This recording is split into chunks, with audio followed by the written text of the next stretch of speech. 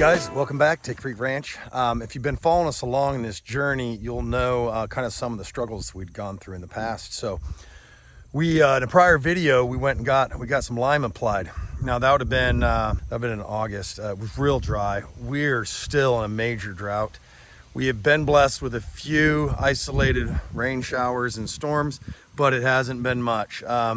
This is a little deceiving looking behind me. It looks pretty good, but we have pretty much stopped growing. We're kind of in that point right now. So it's getting a little bit of a nail biter. We're really praying for some more rain. It's getting toward the end of the season here. We've probably got about 30 days left, and that'll be it. So if we can't get some rain, we're not going to have much stockpile. But on a positive note, look what we have though.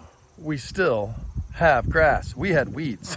We had a lot of weeds, and that's about what we were growing here, is weeds and dirt. So look at it. I mean, it's not too bad. It's not too bad. We stand this up, you know, I mean, this is, some of these blades, they're close to knee height.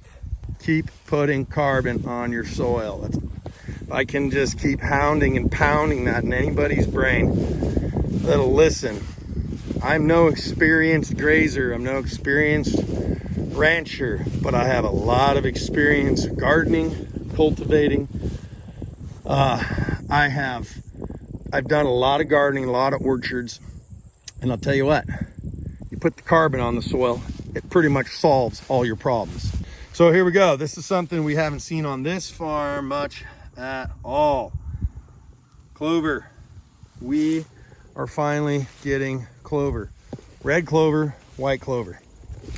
Some of it's starting to bloom. It's absolutely beautiful, and it is very encouraging to start seeing some legumes show up. So yeah, folks, if you're out there, you're grazing, you're in a drought, keep your chin up, keep after it.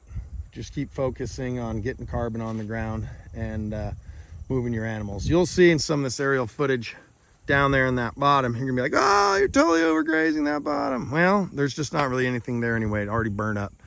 So they're not really eating it. They're taking a few of the little blades, some of the candy off of it, but there's nothing underneath that. Up here where the cattle are, right here on the hillside, they're in some decent stuff. They're about to get moved here. I'm gonna probably move them here in the next hour or so. And you're gonna be able to still see tracks. You'll see it, it's all gridded. It looks like someone mowed the lawn. That's still just areas in which the grass or four-wheeler. In a few areas, you'll see some zigzags, but what you're gonna see is a lot of tracks back and forth, back and forth. And mostly what you're seeing is the discharge of the mower that's leaving some of that litter on the ground in a windrow. And so that grass takes longer to recover coming back up through that. So you're gonna see a lot of that in that aerial footage. But again, you know, we've got grass. This is October 3rd, Monday, October 3rd. And, you know, we've got forage. It's pretty good. I'm not going to complain. No one wants to hear me complain anyway. So really considering where we were and now where we're at, it's tremendous. We had tons of dirt, tons of weeds.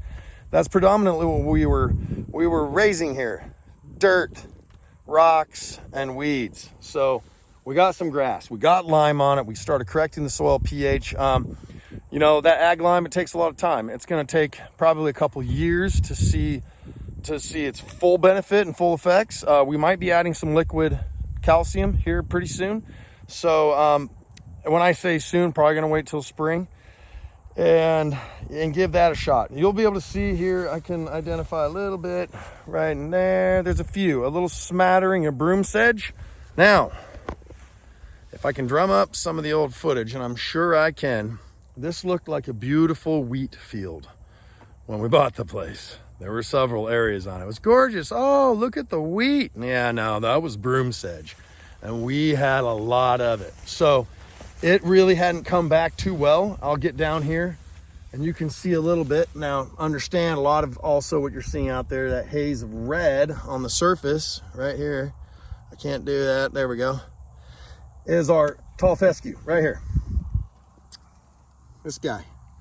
But then you'll also see some stuff that's starting to turn brown. That's more of a clump. You know, it's got 4 or 5. It's a bit of a bunching grass.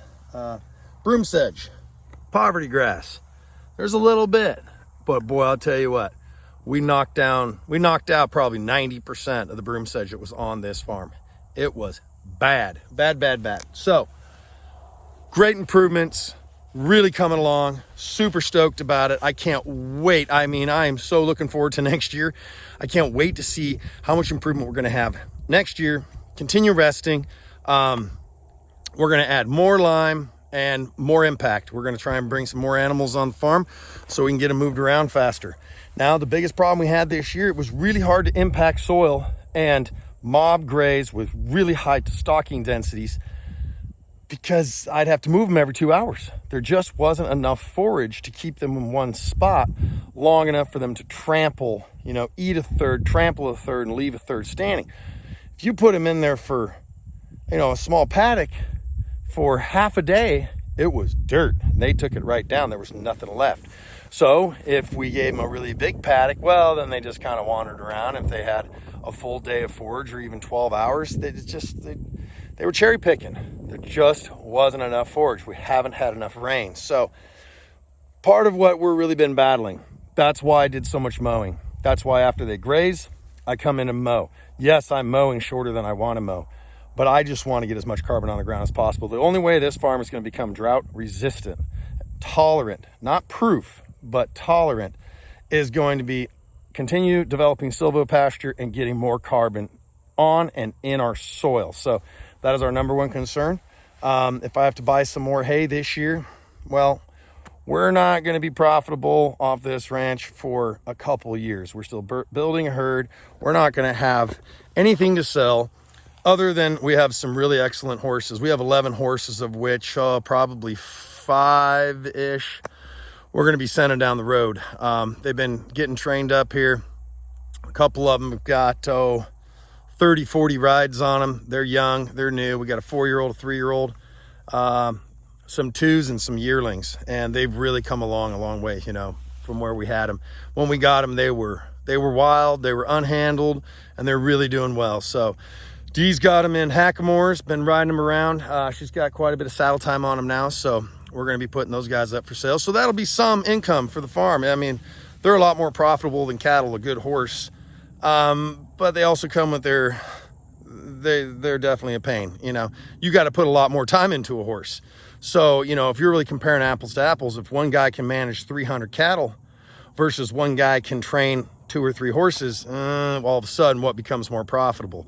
So, but per head, good horses are very profitable. You got to start with good stock, good genetics, and you got to put a lot of work into them. So, there's no free lunch out here on the ranch. So we just got a lot of irons in the fire. We got to keep bringing some income in. So we're kind of diversifying, doing a lot of different things. But for right now, building our soil and getting ourselves drought resistant, absolutely number one priority. Want to build our soil, feed the microbes, get the mycorrhizal fungi back in the soil, let it rest, get full recoveries, and that's just the goal out here. So I'm sure a lot of you folks out there that do the same, you know exactly what I'm talking about. If you don't have a ranch, you don't farm, even if you just garden, you can basically take all the textbooks and all the books ever written, and in my opinion, sum it up in one thing: rest your ground and put carbon on it. That's it. It takes care of itself after that. Put a lot of carbon back in and on the soil, and it handles itself from there. So anyway, enough of that. Wes here at Tick Creek Ranch out. Thanks for watching.